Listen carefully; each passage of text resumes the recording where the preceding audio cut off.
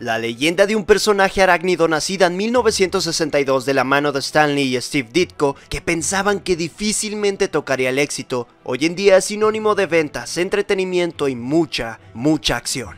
Después de tantos cómics, tantas series animadas, películas, mucha merchandising y por supuesto videojuegos, la araña mejor conocida como el amigable vecino Spider-Man toca la cumbre del éxito escalando a través de sus antecesores, convirtiéndose en el mejor videojuego de Spider-Man.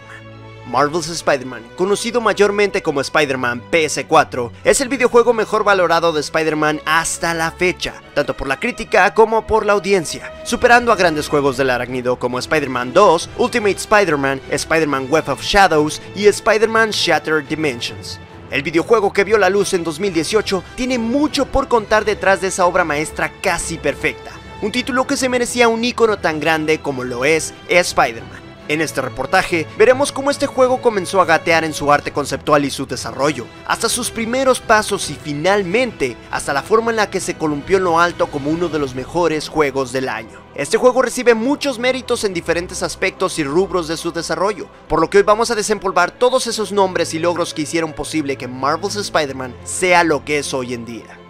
¿No es increíble pasar de esto a esto en casi 4 décadas? Trataré de compartir esa misma fascinación y entusiasmo contigo con este reportaje. Yo soy Uncharted Robbie, bienvenido.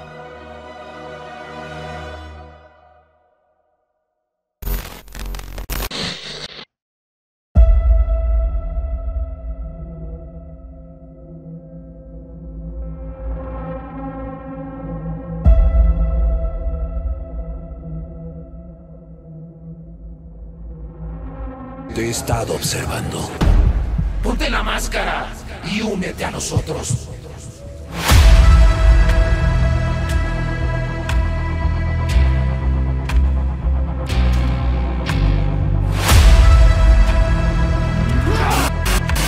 Los médicos dijeron que aún tienes 14 huesos rotos. Lo que significa que me quedan 192 huesos sanos.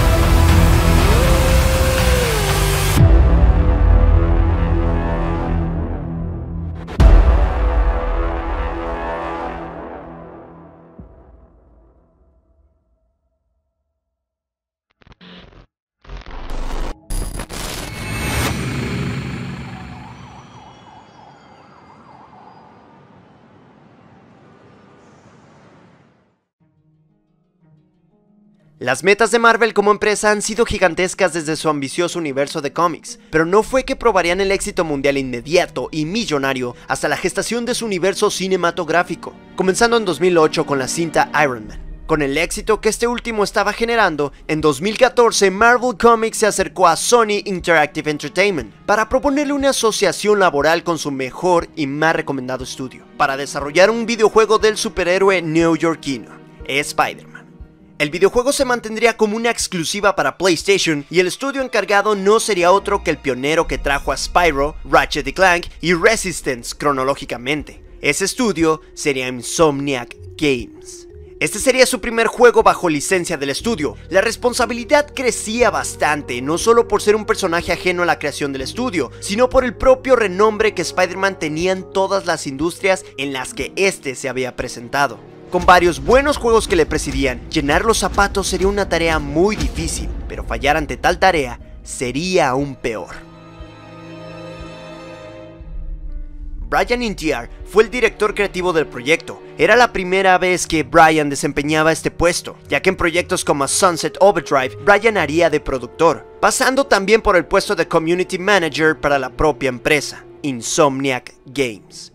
El director del juego sería Ryan Smith, pero, aunque ha tenido otros roles con responsabilidades creativas en otros juegos del estudio, esta vez era la primera vez que fungía como director al 100% de un videojuego. La punta de este proyecto esperando despegar ya estaba bien cimentada con mucha fe en sus principales colaboradores. Insomniac Games tuvo que agrandarse y expandir su estudio como nunca antes, debido a la magnitud del proyecto. El personal ya estaba completo, así que, ¿qué seguía?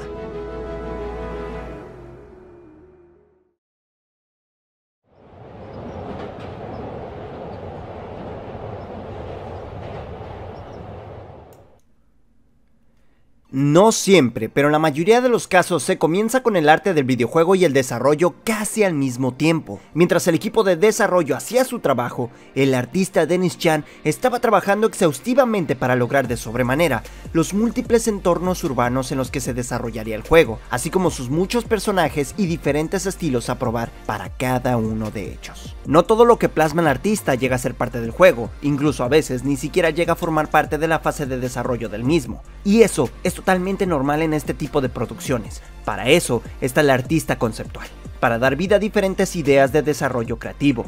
A partir de ahí, en el caso de los personajes se decide si se hará o no un modelado 3D con el que comenzarán a contar para el desarrollo del videojuego. Estos son algunos de los ejemplos más claros y curiosos de diseños de personajes que no llegaron a ser parte del videojuego. Las capturas que estás viendo ahora mismo las tomé con la mejor calidad posible. Me enfoqué en los personajes que aparecen más en el videojuego, los villanos y los diseños más alternativos.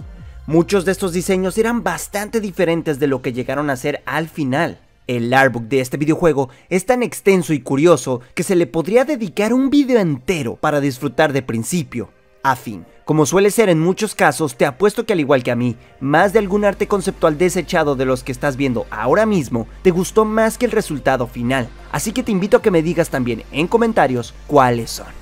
Algo curioso sobre Spider-Man es que en todos los artes conceptuales hechos para el videojuego, los lentes de la máscara no parecen tener el diseño móvil que recibió al final, por lo que, aunque no encontré información al respecto, sospecho que el detalle de los ojos al estilo Homecoming fue casi en la fase final de desarrollo, ya que como veremos más adelante, ni siquiera en la beta tenían este detalle. Este proyecto comenzó de manera formal entre 2014 y principios del 2015. Cuando no se sabía nada sobre el futuro de la saga de Amazing Spider-Man, así que tendría mucho sentido que los lentes hayan sido agregados a principios de 2017, cuando el Spider-Man de Marvel ya se había presentado en Capitán América Civil War y estaba a punto de presentarse en solitario en Spider-Man Homecoming.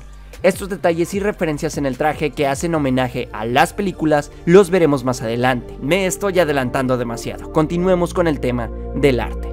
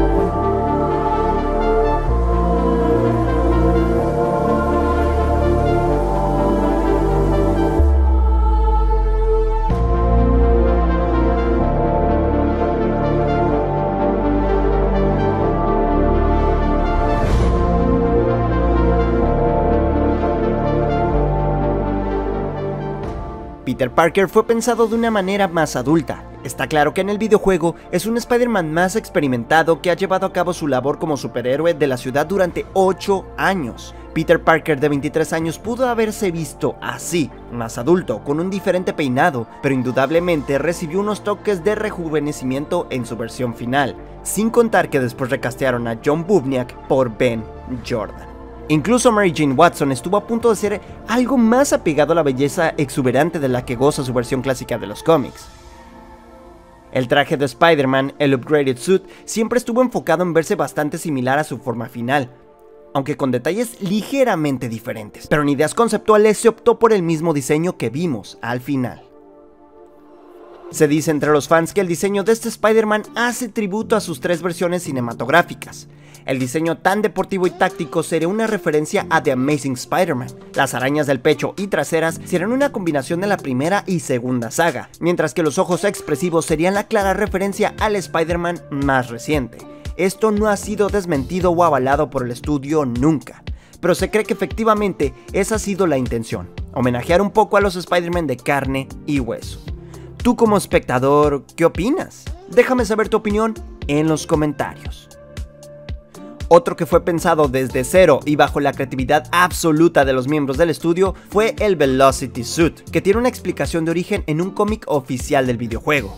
Jacinda Chu es la directora del arte de Marvel's Spider-Man. Jacinda nos cuenta que los personajes de Peter Parker y Spider-Man colisionan, pese a que son la misma persona. Ella cree que eso ayuda a hacer una historia más personal y humana. También cuenta que diseñar los gadgets no fue tan complicado. Pensaron en qué tipo de gadgets necesitaban para el personaje. ¿Necesitamos un gadget de ataque sigiloso o uno en forma de trampa? Crearon varios tipos de gadgets, hasta tener un vasto número para comenzar a clasificarlos según su utilidad o lo necesarios que eran para el videojuego. Fue más que vital la comunicación entre diseñadores y artistas, ya que gracias a ello, los gadgets y también los entornos son más que útiles a la hora del combate. No bastaba con que Spider-Man fuera un héroe experimentado o improvisador acrobático. Los gadgets en entornos dan un plus que comenzaron siendo un arte conceptual y terminaron siendo una mecánica importante en el videojuego.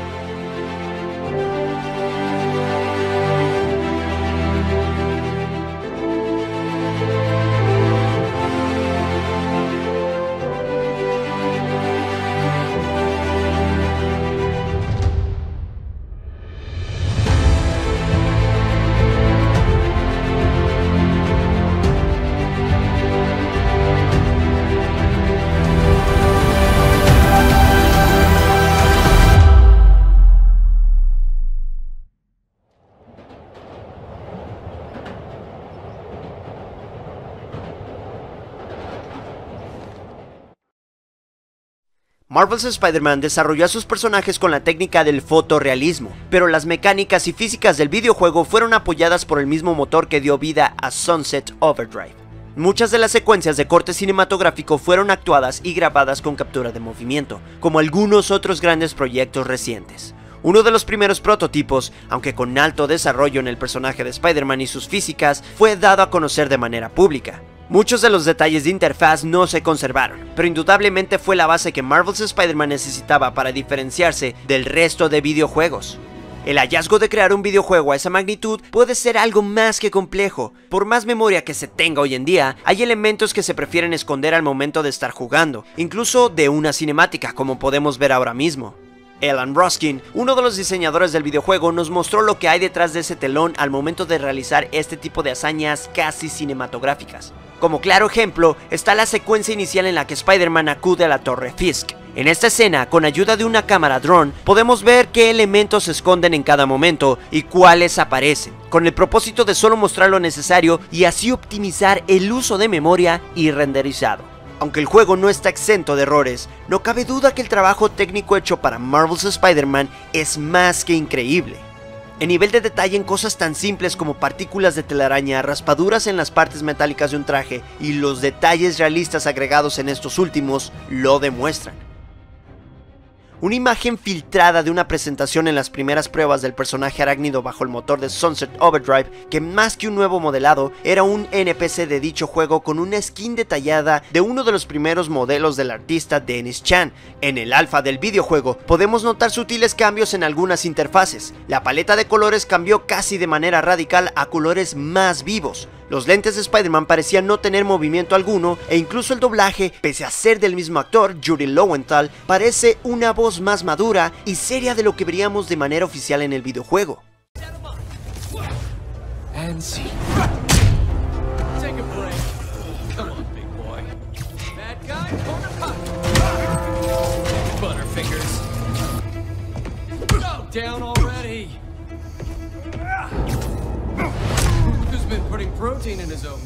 La versión alfa del videojuego presentaba una versión algo diferente de lo que pasó a ser al final. Aunque el juego estaba planeado tentativamente para lanzarse en 2017, se terminó por lanzarse en 2018. En la versión final del videojuego, las mecánicas resaltaron lo único que llegaba a ser esta entrega del arácnido, la primicia de ser no solo Spider-Man, sino también Peter Parker, e involucrarte en su cotidianidad como científico, y también como sobrino de la gran mujer que siempre ha representado May Parker. No solo eso, pues también tendremos la oportunidad de manejar a la pelirroja favorita de los fans, Mary Jane Watson, quien ya tendrá mucho tiempo de conocer a nuestro amigable vecino. Se habló de un posible downgrade en el videojuego que se llegó a desmentir y probar que Insomniac no mentía. El videojuego no tiene un downgrade, aunque así lo parezca. Estas capturas tomadas en 4K desde una PlayStation Pro, al lado de este gameplay de la E3, prueban que sí hubo cambios como en cualquier otro videojuego. Brillos y texturas fueron mejorados, incluso los colores se saturaron un poco más. El resultado fue simplemente mejor, aunque la gente todavía dudaba de algunos cambios en reflejos por cuestiones meramente técnicas, pero el downgrade se probó que no estaba presente en la versión final del videojuego. Después de su lanzamiento no se hicieron esperar las críticas, que aunque su gran mayoría fueron favorables, las comparaciones con la saga de Batman Arkham no se hicieron esperar. Y es que es indudable que se tomaron elementos base de este ya mencionado, e Insomniac lo hace con mucho orgullo, las adapta a la perfección al universo y mecánicas físicas del arácnido. Uno de los puntos frágiles en la mayoría de juegos de Spider-Man siempre ha sido el sistema de pelea. El nuevo sistema de Marvel's Spider-Man permite mayor número de combinaciones y opciones de sigilo que pueden resultar familiares, al puro estilo de Spider-Man Noir en el videojuego de Spider-Man Shattered Dimensions. Los paralelismos que muestra a continuación no solo reflejan que sí se usaron algunos detalles de los juegos de Batman, sino que también lo hacen con mucho respeto, desde las alucinaciones de Scorpion muy al estilo del Joker y Scarecrow, hasta su modo de pelea tan versátil, pero con un mayor control. Quizás Marvel's Spider-Man no innova en el campo de los videojuegos como tal, pero sin duda innova en el campo de los juegos del arácnido, coronándose desde el primer momento como el mejor videojuego de Spider-Man.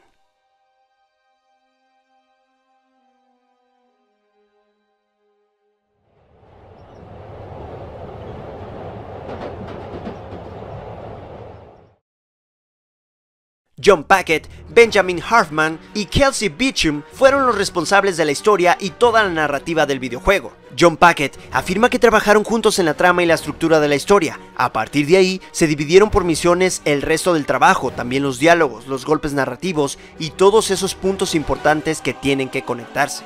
El famoso escritor Christos Gage y Dan Slott se sumarían a la plantilla de escritores para terminar de afinar los detalles de la historia del videojuego, importantes y destacables escritores de la era moderna de Spider-Man en los cómics.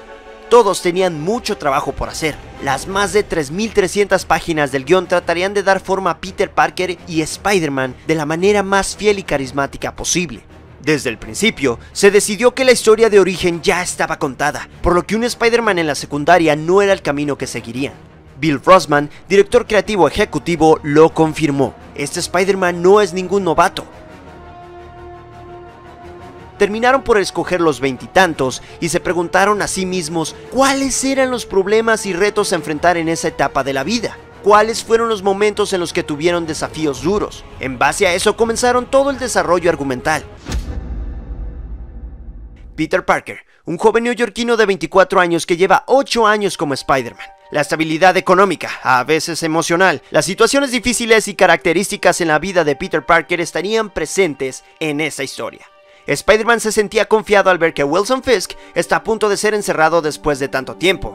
Fisk le advierte que él es quien pone el control entre los maleantes de la ciudad, pero Spider-Man hace caso omiso de ello. Peter Parker trabaja para el Dr. Otto Octavius. Después de la detención de Fisk, Peter va al laboratorio del Dr. Octavius a arreglar su traje. Para su sorpresa, Octavius seguía todavía ahí y lo descubre, pero este piensa que solo hace la tecnología para Spider-Man, no que es el propio Spider-Man. Octavius deja una nota en la frente de Peter y este descubre que le ha hecho algunas mejoras a su traje, que es una de las primicias del videojuego. La evolución visual y mecánica del traje es lo que le da el sabor al videojuego. La tía May trabaja para Fist, un centro comunitario manejado por el señor Lee. Mary Jane Watson, otro personaje clave en esta historia, está investigando a Wilson Fisk en una galería de arte de piezas que pertenecían al propio Kingpin. Unos enmascarados armados llegan a la galería. Mary Jane descubre un documento que involucra a Norman Osborn y al experimento llamado Aliento del Diablo.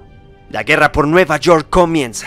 Villanos como el Shocker, Silver Sable, Taskmaster, Scorpion, Vulture, Electro, Rhino, por supuesto Mr. Negative y en cierto punto de la historia el Dr. Octopus interferirán o colaborarán con el arácnido en esta entrega. Otros más como Black Cat, Tombstone y Hammerhead serían agregados en otras campañas de DLC. La historia comienza a tomar giros muy inesperados. Las misiones que parecieran secundarias están llenas de importancia y realmente entretendrán a la audiencia, sobre todo a los fans. El videojuego, como puedes observar, no solo es bueno en sus mecánicas y su desarrollo, también en su historia, que sin duda, como película también habría triunfado.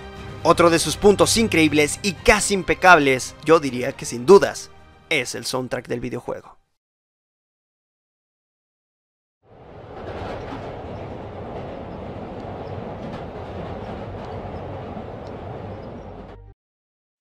¿Qué pasaría si te digo que la banda sonora del videojuego desafía de frente a todas las bandas sonoras de las películas del Arácnido? La parte de la música es imprescindible en este tipo de videojuegos, y al menos en un juego de Spider-Man nunca se le había dado tan buen trato. John Paesano fue el compositor de la música del videojuego. Después de sus grandes aportes para la exitosa serie de Netflix, Daredevil, saber que este compositor de renombre estaría involucrado en Marvel's Spider-Man no traería más que buenas expectativas para la parte sonora del mismo. En un promocional del videojuego, John confiesa el difícil proceso creativo que requiere un proyecto como este, sobre Spider-Man. John explica desde sus propias palabras que este Spider-Man creció y ya no está en la secundaria, siendo un Peter Parker más mayor y más maduro. Así que el tema central del juego debía ser más personal e introspectivo. Tenían que reflejar la personalidad e historia actual de Peter Parker. Ya tenían un grandioso tema, pero carecía de la fuerza que reflejaba que Peter se convirtiera en Spider-Man. Carecía de esas partes tan épicas de ser un superhéroe arácnido. Tomaron dicho tema, le agregaron los instrumentos y orquestación, tomaron el tema de Peter Parker y lo convirtieron en el tema de Spider-Man. John Paesano dijo palabras muy acertadas durante esta entrevista. Una de ellas fue algo así como ponerle un traje de superhéroe al tema. El promocional de Marvel's Spider-Man titulado acertadamente Big Raider fue musicalizado por la misma orquesta en vivo que le dio vida a toda la música del juego. El tema es muy temático y le da totalmente esencia al promocional, que seguro todos los fans ya conocen. Los cambios son más apresurados y se acoplan a la acción del clip. Este proceso fue clave para construir la música del videojuego. Actualmente, la música de un videojuego puede ser más complicado que hacer el de una película. La música de una película juega con los momentos del metraje según sea la idea del compositor, director y en ocasiones del productor. El compositor y el editor hacen que la música embone con las escenas, suben o bajan la intensidad, hacen que entre o salgan dicha parte y ya está, todo se acopla en la cinta. Cuando esta se muestra, la música prácticamente es inamovible. En los videojuegos actuales no es así. La música se acopla según la escena que estés viviendo o actividad que estés realizando en ese momento, a la acción, victoria o falla que realices. Pese a que el videojuego cuenta con una línea argumental que se respeta y se sigue como en cualquier otro guión, las acciones y actividades a realizar pueden tener un orden y duración diferentes según el jugador, sus intereses y sus habilidades. Por ello, la música tiene que acoplarse de manera más dinámica, y eso es precisamente lo que Marvel's Spider-Man hace. John Paesano cuenta que Joel Jagger, gerente de producción musical, y Scott Hanau, productor musical de Marvel's Spider-Man, junto con los chicos de Insomniac, desarrollaron un sistema completamente nuevo para crear e incluir sus composiciones al juego, alternar de manera precisa con los elementos y capas del videojuego. La música incluso se alterna y embona también con cada parte del videojuego, que John Paesano llega a desconocer algunas de las señales en las composiciones, pues tiene una reproducción cíclica que rara vez notarás que la misma melodía se está repitiendo, al menos hasta que termines dicha misión, pero es tan diversa y tan dinámica la música que algo repetitivo es lo que menos sentirás en esta experiencia. Las pistas se acomodan y explotan de maneras tan diversas sin perder la identidad. Si escuchas el soundtrack y juegas al videojuego, reconocerás las pistas, aunque su duración sea variable. Otra de las frases que John Paesano dice en esta entrevista promocional de Sony, que indudablemente es cierta, es la siguiente. You have the opportunity to go and watch Spider-Man, or do you want to go and be Spider-Man? I think everyone's going to want to go and be Spider-Man, and I think this game allows you to do that. ¿Pudo John Paesano ser más claro?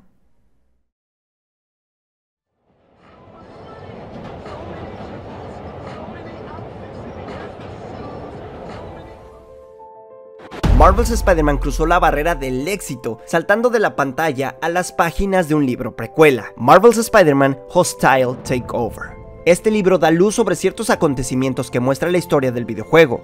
¿Por qué Peter y MJ se distanciaron? ¿Cuál fue el camino que llevó a Wilson Fisk a ser detenido?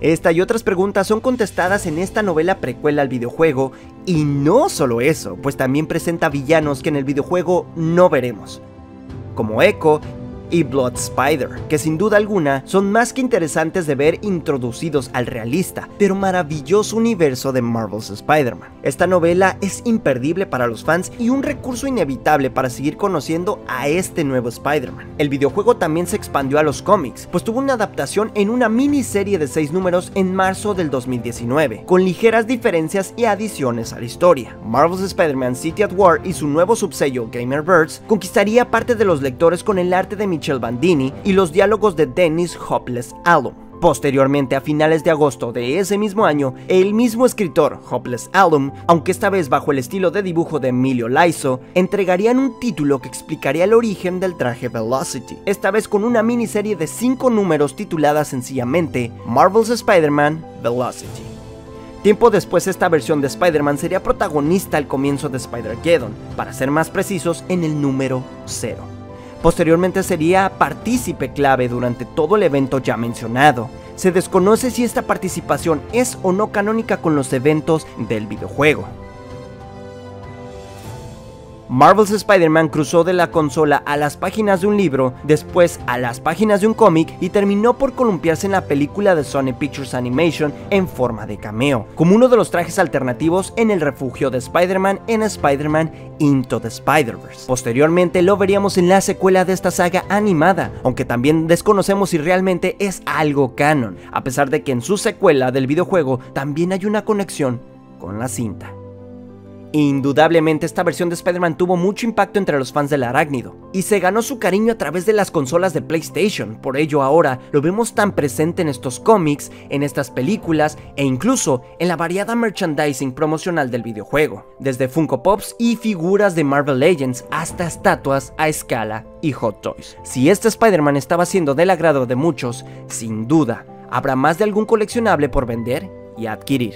Aunque el videojuego se expandió en los anteriores títulos, por supuesto que también tendría expansiones a través de los DLCs que agrandarían el tiempo de vida del videojuego. Más allá de las mochilas por coleccionar, los objetos curiosos, las fotografías por tomar y los trajes adicionales para Spider-Man, los DLC darían más pie a continuar con la historia después de detener a las amenazas de Nueva York. El título de estos 3 DLC es The City That Never Sleeps. El primer DLC es The Haste, el cual toma como coprotagonista a Black Cat de principio a fin. Una historia personal muy intrigante sobre el pasado entre el arácnido y Black Cat.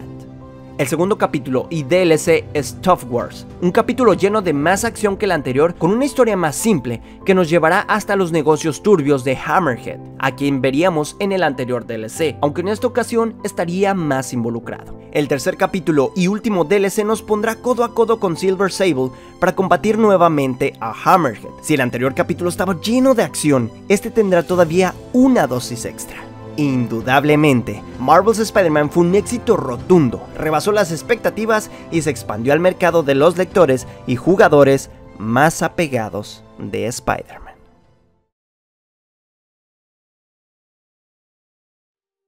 El tiempo ha pasado. Desde su lanzamiento al mercado, Marvel's Spider-Man es actualmente el videojuego de superhéroes más vendido de todos los tiempos en Estados Unidos, por encima de Batman Arkham Knight y Batman Arkham City. Tomando en cuenta que Marvel's Spider-Man salió a la venta de manera exclusiva en PlayStation 4 y los anteriores juegos de Batman fueron multiplataforma, el logro y reconocimiento es todavía mayor. En su primera semana de lanzamiento, fue el juego más vendido en Reino Unido. Duplicó las cifras impuestas por el anterior éxito de Sony, God of War. Incluso se convirtió en la exclusiva más vendida de todos los tiempos de Sony por encima del anterior mencionado. Las copias físicas del videojuego se agotaron en Tokio. Hasta este momento, Marvel's Spider-Man tiene más de 13.2 millones de unidades vendidas, rompiendo las expectativas de venta de los propios desarrolladores y de la propia PlayStation, incluso de la propia Marvel. Se lanzó posteriormente la edición Game of the Year, que incluía todos los trajes y todos los capítulos DLC en una sola presentación.